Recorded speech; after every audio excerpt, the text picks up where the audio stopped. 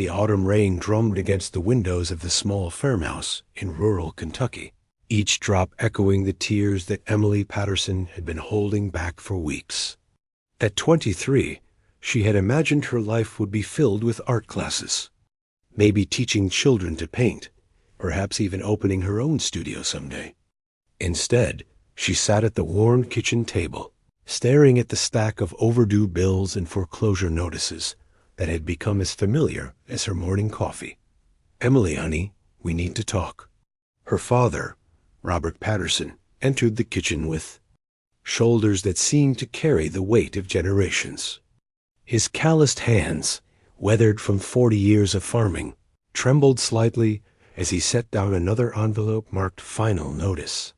"Dad, I've been thinking about taking that job at the diner in town," Mrs. Henderson said. "It won't be enough."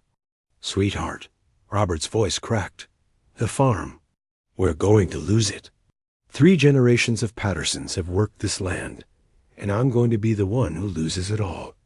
Emily's mother, Sarah, appeared in the doorway, her eyes red from crying. In her hands was a letter with expensive letterhead that seemed to shimmer even in the dim kitchen light. There might be ... another way. The letter was from the law offices of Morrison, Blake, and Associates in Chicago. Emily read it twice before the words truly sank in. A business arrangement. A marriage proposal.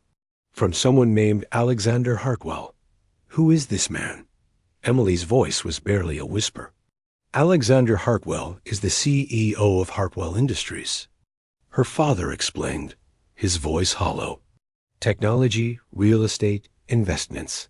He knew your grandfather, apparently. They served together in Vietnam. And he wants to marry me? A complete stranger? The absurdity of it made Emily's head spin. Sarah sat down heavily.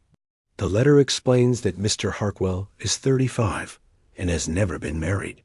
His grandfather's will requires him to be married before he can fully inherit the family business. It's a business arrangement, Emily. He's offering to pay off all our debts, save the farm, and give you a monthly allowance. In return, you would be his wife in name only.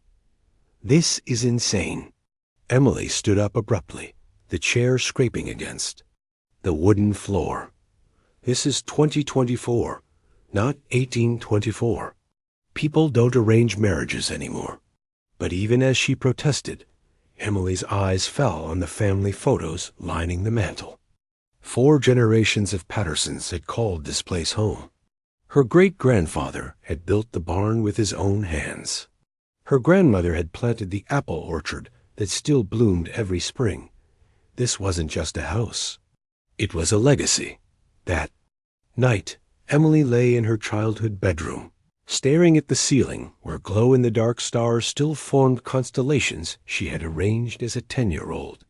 The rain had stopped, but the silence felt even heavier than the storm. She found herself praying for the first time in years. God, if you're listening, I don't know what to do. I don't want to marry a stranger, but I can't watch my parents lose everything. Please show me what's right. As she drifted off to sleep, Emily had a vivid dream. She was standing in the apple orchard, but instead of the familiar Kentucky landscape, there were towering city buildings in the distance. A voice, gentle but clear, whispered, "Sometimes the path we resist leads to the purpose we seek." She woke with a strange sense of peace, though the decision ahead remained impossible. 2 days later, Alexander Hartwell called. His voice was professional, almost cold, but Emily detected something else beneath the formal tone loneliness. "Miss Patterson, I want to be completely transparent with you. This arrangement would be purely contractual. Separate living spaces, no personal obligations beyond public appearances when necessary for business purposes. I understand this is unusual, but I assure you that you would be treated with complete respect and given every freedom to pursue your own interests." "Why me?" Emily asked. "You could marry anyone." There was a long pause. "Your grandfather wrote to my grandfather before he died. He mentioned that his granddaughter had the purest heart he'd ever known. Someone who painted pictures that could make people remember what beauty looked like. I. I need someone genuine in my life, Miss Patterson. Someone real. After hanging up, Emily walked to the old barn where her art supplies gathered dust. She pulled out a canvas she had started months ago, a painting of the sunrise over the farm, golden light breaking through morning mist. It was beautiful, she realized. Maybe her grandfather had been right about her gift. That evening, the Patterson family sat around the dinner table in silence until Emily finally spoke. "I'll do it," she said quietly. "I'll marry him." Her parents looked at her with a mixture of relief and heartbreak. "But I have conditions," Emily continued, surprising herself with the strength in her voice. "I want to continue my art. I want to be able to come home whenever I need to. And I want the right to end this arrangement if it becomes unbearable." As they discussed the details, Emily felt a strange stirring in her heart. Perhaps this wasn't just about saving the farm. Perhaps God was leading her toward something she couldn't yet understand. The thought terrified and thrilled her in equal measure. 3 weeks later, Emily Patterson stood in front of her bedroom mirror, wearing her mother's simple white dress, preparing to travel to Chicago to marry a man she had never met. In her suitcase, nestled carefully between her few belongings, was a small canvas and a set of brushes. She didn't know it yet, but she was about to enter a marriage that would transform not only her life, but the heart of a man who had forgotten how to hope. The Hartwell Tower rose 63 floors into the Chicago skyline, its glass facade reflecting the gray November clouds like a mirror that held the city's moods. Emily pressed her face against the taxi window as they approached, trying to process that she would soon be calling this intimidating metropolis home. Alexander Hartwell's penthouse occupied the entire top floor. When the elevator doors opened, Emily stepped into a world that belonged in architectural magazines, all clean lines, expensive artwork, and floor-to-ceiling windows that offered a breathtaking view of Lake Michigan. Everything was perfect, and somehow that perfection felt cold. Miss Patterson. Alexander appeared from what she assumed was his study, and Emily's breath caught. He was tall and lean, with dark hair that showed traces of premature gray at the temples. His eyes were the deep blue of storm clouds, and there was an intensity about him that made her want to step backward and move closer at the same time. "Mr. Hartwell," she replied, extending her hand formally. When their hands touched, Emily felt a surprising warmth. His hand was strong but gentle, and for a moment, his professional mask seemed to slip, revealing something vulnerable underneath. "Please, call me Alex," he said, and his voice was softer than it had been on the phone. "And thank you. I know this isn't easy for you." The next few hours were a blur of paperwork, meetings with lawyers, and preparations for the wedding ceremony, which would take place the following day at City Hall. Alex had arranged for Emily to have the entire east wing of the penthouse to herself, complete with a studio space where she could paint. "You did this for me?" Emily stood in the doorway of the studio, amazed. The room was flooded with natural light, and Alex had somehow acquired professional-grade easels, canvases, and more art supplies than Emily had ever owned. "Your grandfather's letter mentioned your art," Alex said quietly. "I researched what a painter might need." As Emily explored the space, she noticed Alex watching her with an expression she couldn't quite read. When she caught his eye, he looked away quickly, as if he'd been caught doing something wrong. That evening, they shared their first dinner together in the penthouse's formal dining room. The table could have seated 20, but they sat at opposite ends, the distance between them feeling like a canyon. "Tell me about your family," Alex said, attempting conversation. Emily described the farm, her parents' love story, the apple orchard where she used to read as a child. As she talked, She noticed Alex becoming more relaxed, even leaning forward slightly. "It sounds like paradise," he said wistfully. "It is, in many ways. What about your family?" The warmth in Alex's expression immediately faded. "My parents died in a car accident when I was 15. My grandfather raised me, but he was demanding. He believed that business was everything, that personal relationships were liabilities. He died 2 years ago, but his will controls my inheritance until I marry." "That must have been lonely," Emily said softly. Alex's walls went back up immediately. "I had everything I needed." But Emily had seen something in his eyes, a deep well of loneliness that no amount of money could fill. Their wedding the next day was surreal. Alex wore an impeccably tailored navy suit. Emily wore a simple cream dress she'd bought the day before. The ceremony took less than 10 minutes. When the judge pronounced them husband and wife, Alex's kiss on her cheek was gentle but brief, like the brush of butterfly wings. The weeks that followed established a strange routine. Alex left for work early and returned late, often carrying dinner for two from various high-end restaurants. They would eat together, a tempting conversation that gradually became less stilted. Emily painted during the day, and gradually the studio became her sanctuary.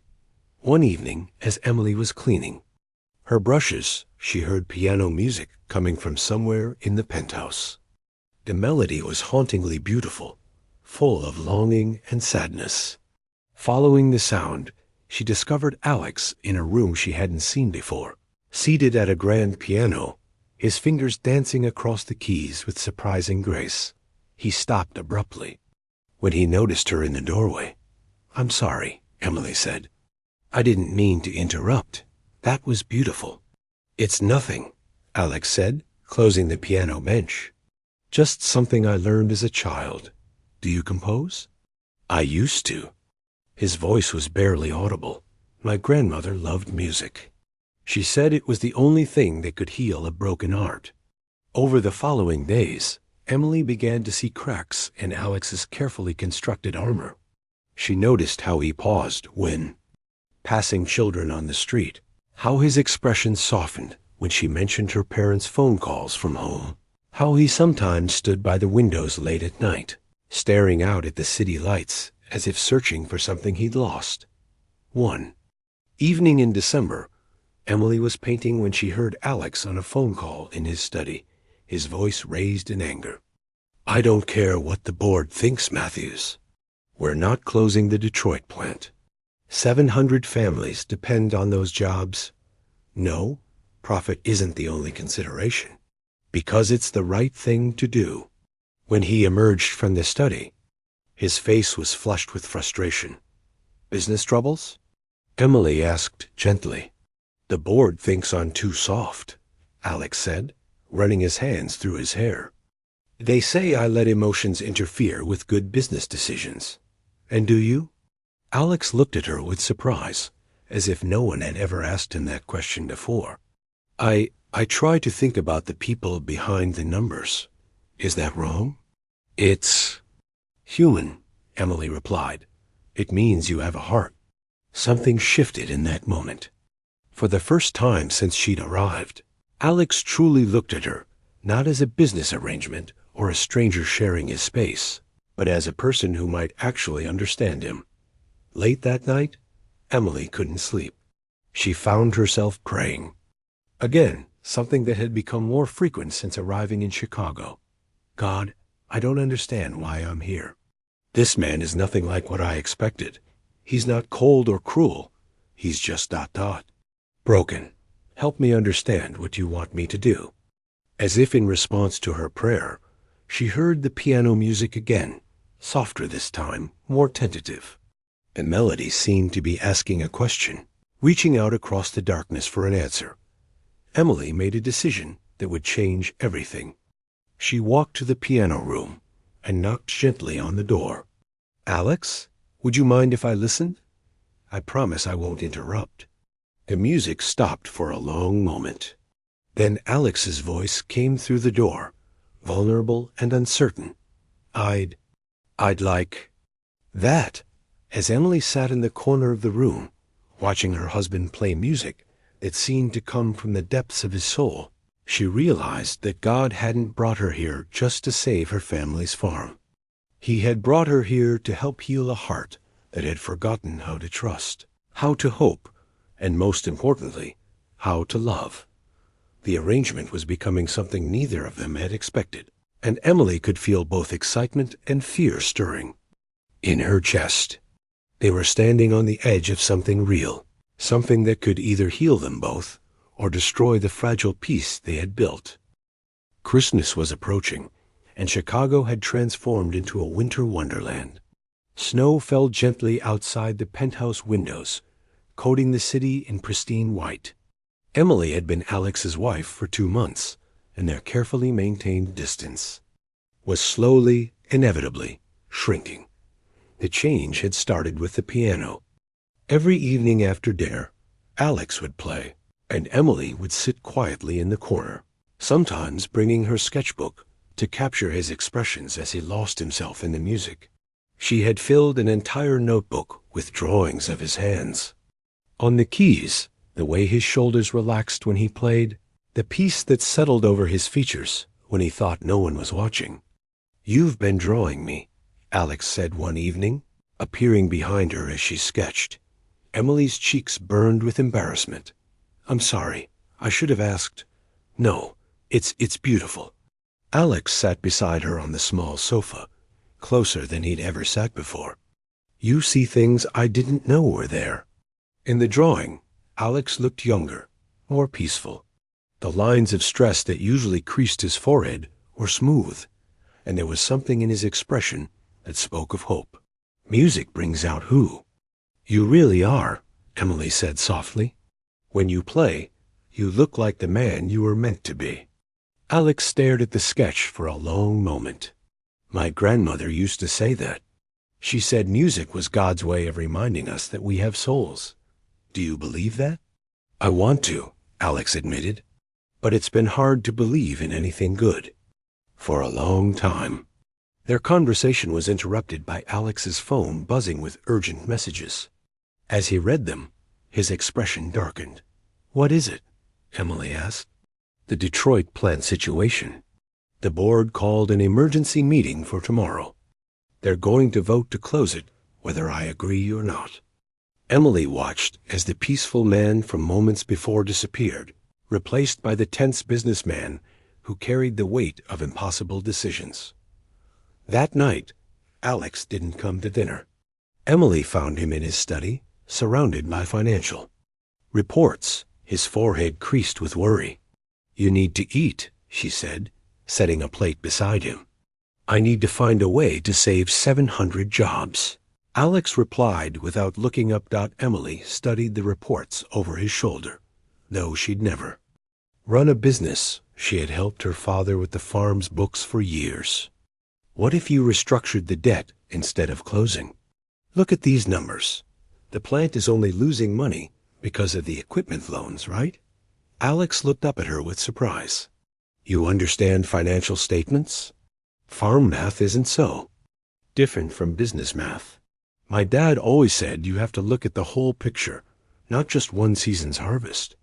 For the next 3 hours, they worked together, Emily offering suggestions with fresh eyes, while Alex explained the complex corporate dynamics at play.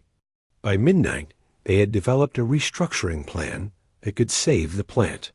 "Emily," Alex said as they finally closed the last report, "you may have just saved 700 families." Their eyes met across the desk, and for a moment, the air between them crackled with something electric. Emily felt her heart racing as Alex reached across to touch her hand. "Thank you," he said quietly. "I don't know what I would have done without you." "You would have figured it out," Emily replied, though she didn't move her hand away. "You have a good heart, Alex. You just need to trust it." The next morning, Alex left early for his meeting with the board. Emily spent the day painting, but found herself distracted, worrying about the outcome. When Alex returned that evening, His expression was triumphant. "They approved the restructuring plan," he announced. "The plant stays open." Without thinking, Emily threw her arms around him in celebration. For a moment, Alex stood frozen. Then slowly, carefully, his arms came around her. It was their first real embrace, and Emily was startled by how perfectly she fit against his chest, how safe and right it felt. They pulled apart quickly, both blushing. I should call my parents," Emily stammered, needing distance from the intensity of the moment. "Of course," Alex said, his voice rough. "I'll be in the study." But as Emily talked to her parents about the snow on the farm and her father's plans for spring planting, she found herself thinking about Alex. The man she had married as a stranger was becoming someone she genuinely cared about, someone whose happiness mattered to her. Later that evening, Emily made a decision that surprised even her. She knocked on Alex's study door. "Would you like to see my paintings?" she asked. Alex looked up from his work, startled. In all the weeks she'd been there, Emily had never shown him her art. "I'd be honored," he said. In the studio, Emily had completed nearly a dozen paintings since arriving. There were landscapes of her Kentucky home, but also new works inspired by Chicago, the lake at sunset, snow-covered streets, the view from their windows. But it was the last painting that made Alex intake his breath. Sharply. It was a portrait of him at the piano, but Emily had painted him as she saw him in those moments, vulnerable, beautiful, alive. The man in the painting wasn't the corporate executive in expensive suits. He was someone capable of deep feeling, someone worthy of love. "Is that how you see me?" Alex asked, his voice barely a whisper. "It's who you are when you stop trying to be who you think you should be," Emily replied. Alex stared at the painting for a long time, then turned to look at Emily with an expression that made her heart stop. "Emily, I need to tell you something. This arrangement, it's not what I thought it would be. You're not what I thought you would be." "What do you mean?"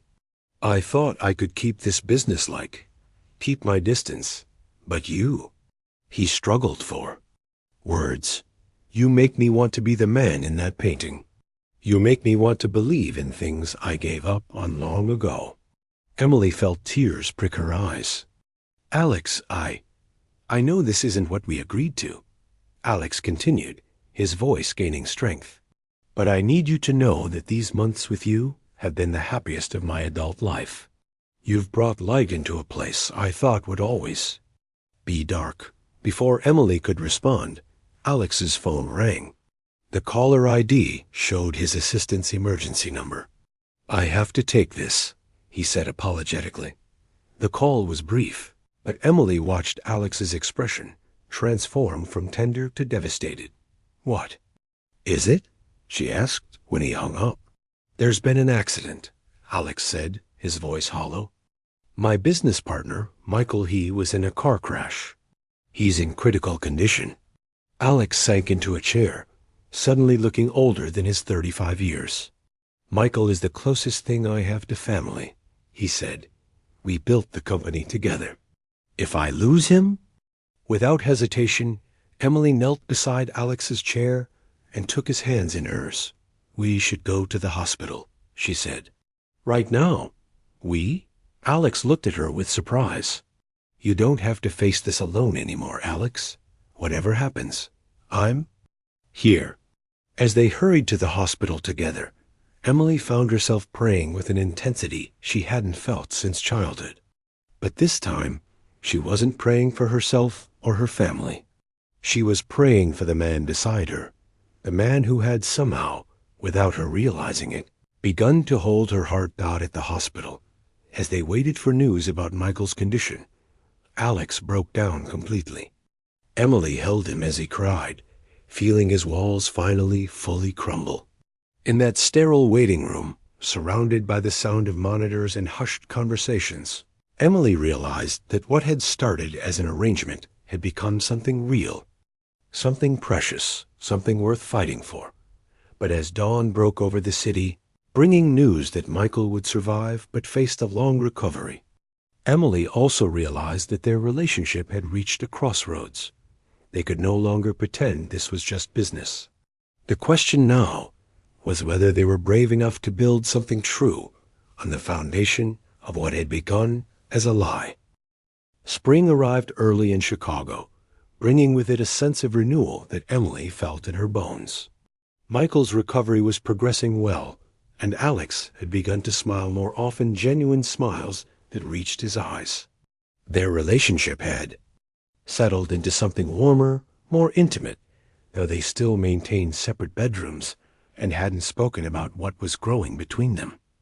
Emily had been Alex's wife for 6 months when the phone call came that would test everything they had built together. "Emily, honey, your dad's had a heart attack." Her mother's voice on the phone was tight with controlled panic. Emily sank onto the kitchen stool, the coffee mug in her hand forgotten. "How bad is it, Mom?" "Bad enough.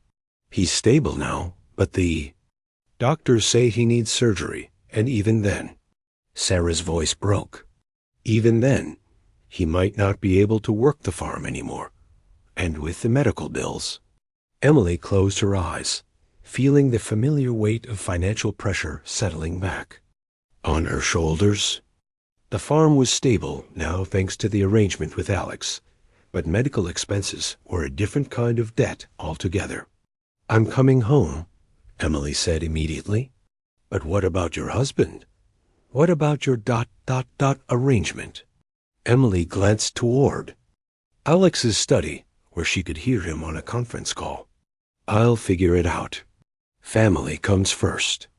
When Alex emerged from his study an hour later, he found Emily packing with trembling hands. "Emily? What's wrong?" She explained about her father's heart attack, about needing to go home, about not knowing how long she'd be gone. Alex listened, quietly, his expression growing more troubled with each word. "Of course you need to go," Alex said when she finished. "I'll have the check prepared immediately." "Alex, about our arrangement, ...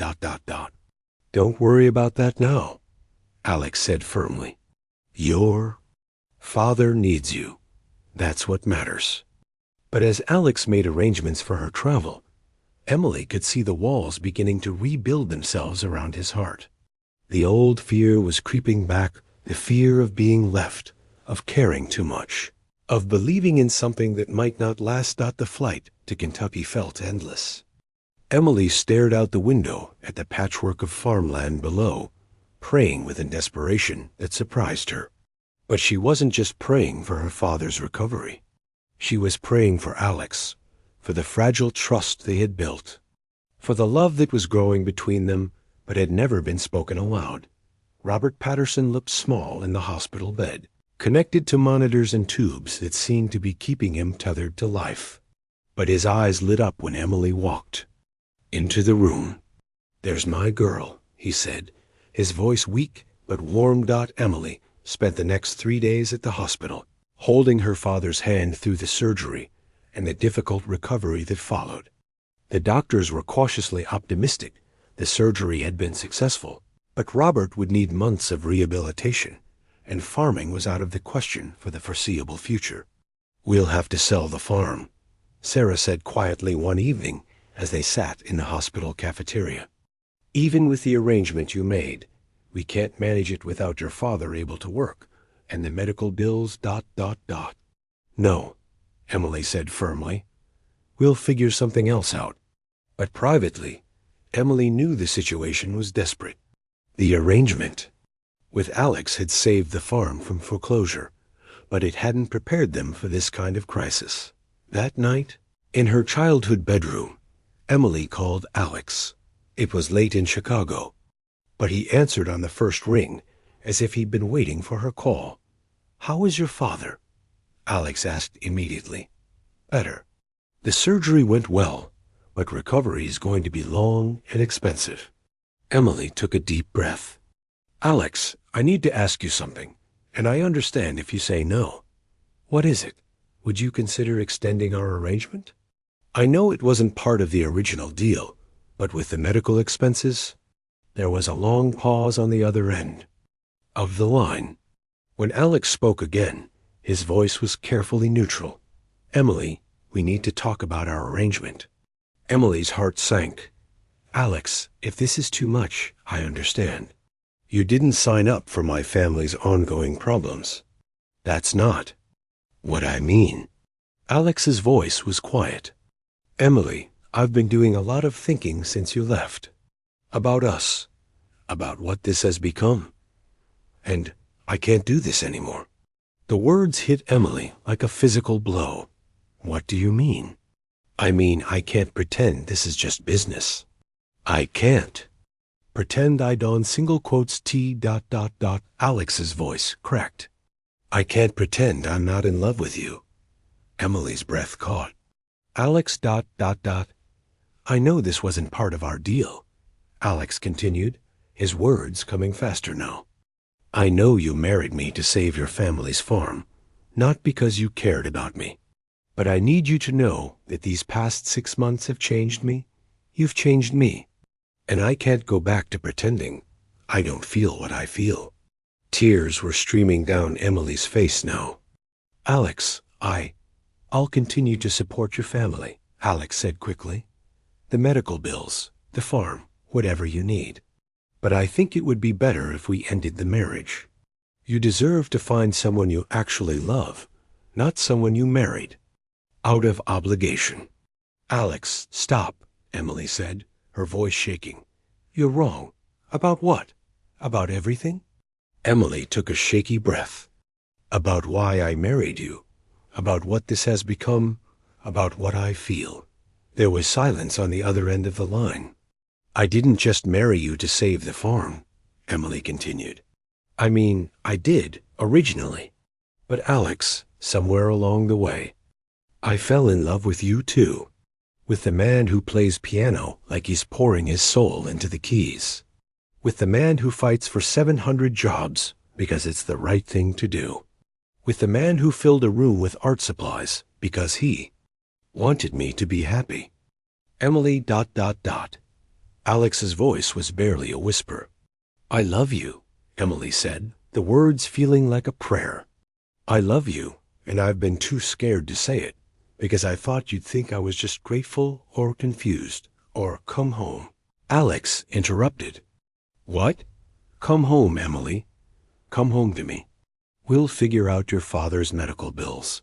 We'll figure out the farm. We'll figure out everything. But please, just come home."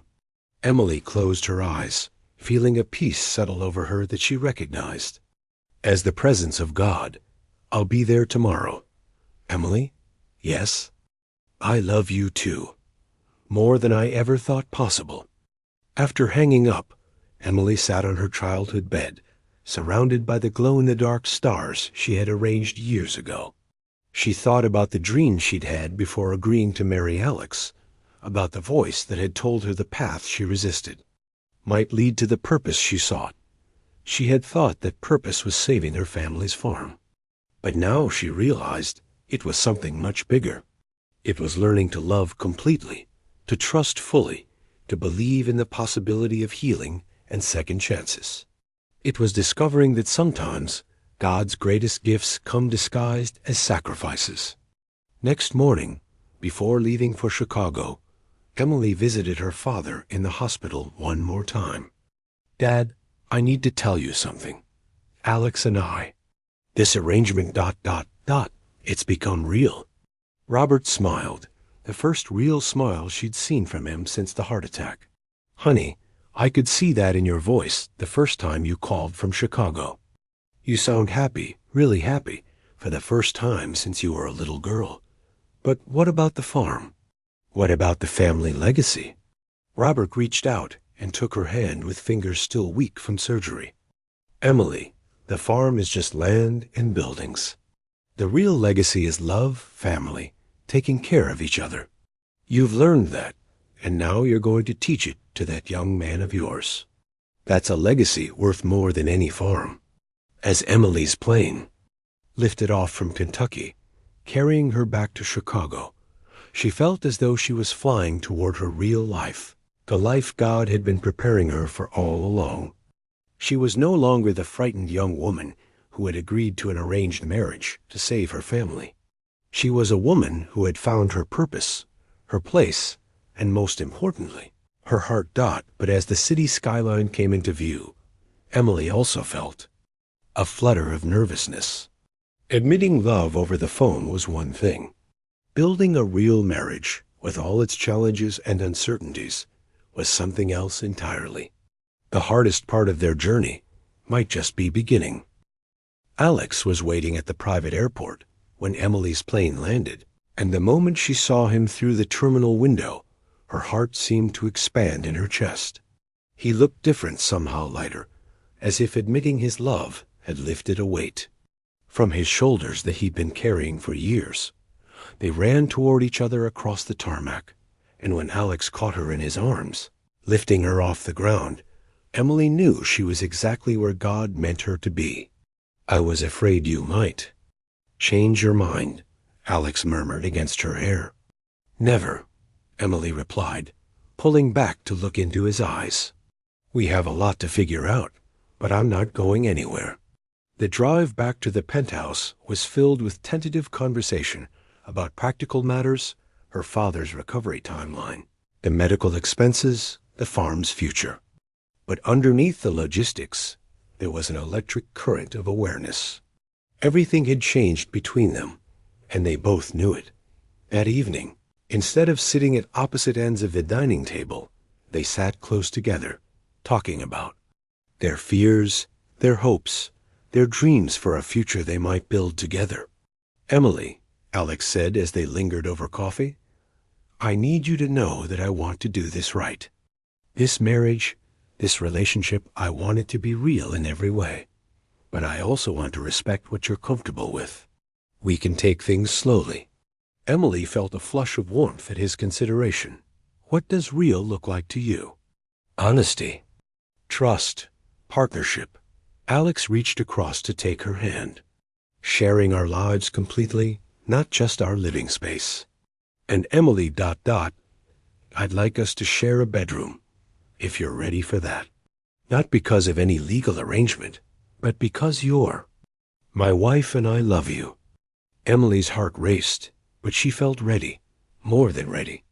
"I'd like that too." That night, for the first time since their wedding day, Alex kissed Emily properly. Standing in the doorway of what would now be their shared bedroom, he cupped her, face in his hands, and kissed her with 6 months of restrained longing. Emily felt herself melting into him, finally home in every sense of the word. The next few weeks established new rhythms. They woke up together, Alex's arm around Emily, as morning light streamed through the floor-to-ceiling windows. They had breakfast together before Alex left for work, and Emily spent her days painting with a joy and inspiration she'd never experienced before. Her canvases were filled with light now, with hope, with the face of the man she loved. But their greatest test came when the board of directors called an emergency meeting. "They want to review our marriage," Alex explained to Emily one evening, his jaw tight with tension. "Apparently, some of them are questioning whether our relationship is legitimate for the purposes of my grandfather's will." "What does that mean?" "It means they want to investigate. They'll probably interview people, maybe even hire private investigators. If they determine our marriage isn't real ... you could lose control of the company." Alex nodded grimly. "And all the arrangements I've made for your family could be challenged." Emily felt a chill of fear, but also a spark of anger. "Let them investigate. We have nothing to hide anymore." The investigation was thorough and humiliating. Private investigators interviewed everyone from the doorman to Alex's assistant to the waiters at restaurants where they'd eaten. Emily and Alex were questioned separately and together, their relationship dissected and analyzed by lawyers who seemed determined to prove it was fraudulent. "The timeline is suspicious," the lead investigator, a sharp-faced woman named Ms. Carver, said during one particularly brutal session. "You were married within weeks of your first contact. Mrs. Hartwell, You married a man you'd never met to solve your family's financial problems. Mr. Hartwell, you needed a wife to satisfy your grandfather's will. This appears to be a business transaction, not a marriage. It started as an arrangement, Emily said quietly. I won't lie about that, but it became something real. How convenient, Miss Carver replied coldly. The stress of the investigation began to take its toll. Alex became increasingly withdrawn, the old walls starting to rebuild themselves. Emily found herself doubting everything. Were her feelings real? Or was she just grateful? Did Alex truly love her, or was he just trying to protect his inheritance? One evening, after a particularly difficult day of testimony, Emily found Alex standing by the windows, staring out at the city lights. Maybe they're right, he said without turning around. Maybe this is all just an elaborate business deal. Do you believe that? Emily asked. I don't know what I believe anymore, Alex replied, his voice heavy with exhaustion. Maybe I've convinced myself I love you because I need you for the will. Maybe you've convinced yourself you love me because you're grateful. Emily felt as if he'd slapped her. Is that really what you think? I don't know, Alex said, finally turning to face her. These investigators are making me question everything. What if we're both just playing roles we've gotten comfortable with? Emily stared at the man she loved, seeing the fear and doubt written across his features. In that moment, she realized that all their progress, all the walls they'd torn down, could be destroyed by the poison of other people's suspicions. Alex, look at me, she said firmly. Really look at me. When his storm blue eyes met hers, Emily continued, I'm going to tell you something, and I need you to listen with your heart, not your head. I love you, not because of what you've done for my family, not because of this penthouse or the security you've given me. I love you because when you play piano, you become the man God created you to be. I love you because you fight for 700 families you've never met. I love you because you filled a room with art supplies just to make me smile. Alex's expression began to soften, but Emily wasn't finished. Alex was waiting at the private airport when Emily's plane landed, and the moment she saw him through the terminal window, her heart seemed to expand in her chest. He looked different, somehow lighter, as if admitting his love had lifted a weight from his shoulders that he'd been carrying for years. They ran toward each other across the tarmac, and when Alex caught her in his arms, lifting her off the ground, Emily knew she was exactly where God meant her to be. I was afraid you might change your mind, Alex murmured against her hair. Never, Emily replied, pulling back to look into his eyes. We have a lot to figure out, but I'm not going anywhere. The drive back to the penthouse was filled with tentative conversation about practical matters, her father's recovery timeline, the medical expenses, the farm's future. But underneath the logistics, there was an electric current of awareness. Everything had changed between them, and they both knew it. That evening, instead of sitting at opposite ends of the dining table, they sat close together, talking about their fears, their hopes, their dreams for a future they might build together. Emily, Alex said as they lingered over coffee, I need you to know that I want to do this right. This marriage, this relationship, I want it to be real in every way. But I also want to respect what you're comfortable with. We can take things slowly. Emily felt a flush of warmth at his consideration. What does real look like to you? Honesty, trust, partnership. Alex reached across to take her hand. Sharing our lives completely, not just our living space. And Emily ... I'd like us to share a bedroom, if you're ready for that. Not because of any legal arrangement, but because you're my wife and I love you. Emily's heart raced, but she felt ready, more than ready. I'd like that too. That night, for the first time since their wedding day, Alex kissed Emily properly. Standing in the doorway of what would now be their shared bedroom, he cupped her. face in his hands, and kissed her with 6 months of restrained longing. Emily felt herself melting into him, finally home in every sense of the word. The next few weeks established new rhythms. They woke up together, Alex's arm around Emily, as morning light streamed through the floor-to-ceiling windows. They had breakfast together before Alex left for work, and Emily spent her days painting with a joy and inspiration she'd never experienced before. Her canvases were filled with light now, with hope, with the face of the man she loved. But their greatest test came when the board of directors called an emergency meeting. "They want to review our marriage," Alex explained to Emily one evening, his jaw tight with tension. "Apparently, some of them are questioning whether our relationship is legitimate for the purposes of my grandfather's will." "What does that mean?" "It means they want to investigate. They'll probably interview people, maybe even hire private investigators. If they determine our marriage isn't real ... you could lose control of the company." Alex nodded grimly. "And all the arrangements I've made for your family could be challenged." Emily felt a chill of fear, but also a spark of anger. "Let them investigate. We have nothing to hide anymore." The investigation was thorough and humiliating. Private investigators interviewed everyone from the doorman to Alex's assistant to the waiters at restaurants where they'd eaten. Emily and Alex were questioned separately and together, their relationship dissected and analyzed by lawyers who seemed determined to prove it was fraudulent. "The timeline is suspicious," the lead investigator, a sharp-faced woman named Ms. Carver, said during one particularly brutal session. "You were married within weeks of your first contact. Mrs. Hartwell, you married a man you'd never met to solve your family's financial problems. Mr. Hartwell, you needed a wife to satisfy your grandfather's will. This appears to be a business transaction, not a marriage." "It started as an arrangement," Emily said quietly. "I won't lie about that, but it became something real." "How convenient," Miss Carver replied coldly.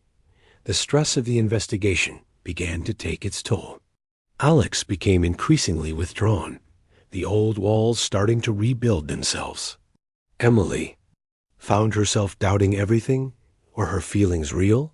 Or was she just grateful? Did Alex truly love her, or was he just trying to protect his inheritance? One evening, after a particularly difficult day of testimony, Emily found Alex standing by the windows, staring out at the city lights. "Maybe they're right," he said without turning around. "Maybe this is all just an elaborate business deal." "Do you believe that?" Emily asked. "I don't know what I believe anymore," Alex replied, his voice heavy with exhaustion. "Maybe I've convinced myself I love you because I need you for the will. Maybe you've convinced yourself you love me because you're grateful." Emily felt as if he'd slapped her. "Is that really what you think?" "I don't know," Alex said, finally turning to face her. "These investigators are making me question everything. What if we're both just playing roles we've gotten comfortable with?" Emily stared at the man she loved, seeing the fear and doubt written across his features. In that moment, she realized that all their progress, all the walls they'd torn down, could be destroyed by the poison of other people's suspicions. "Alex, look at me," she said firmly. "Really look at me." When his storm blue eyes met hers, Emily continued, "I'm going to tell you something, and I need you to listen with your heart, not your head. I love you, not because of what you've done for my family, not because of this penthouse or the security you've given me. I love you because when you play piano, you become the man God created you to be. I love you because you fight for 700 families you've never met. I love you because you filled a room with art supplies just to make me smile." Alex's expression began to soften, but Emily wasn't finished.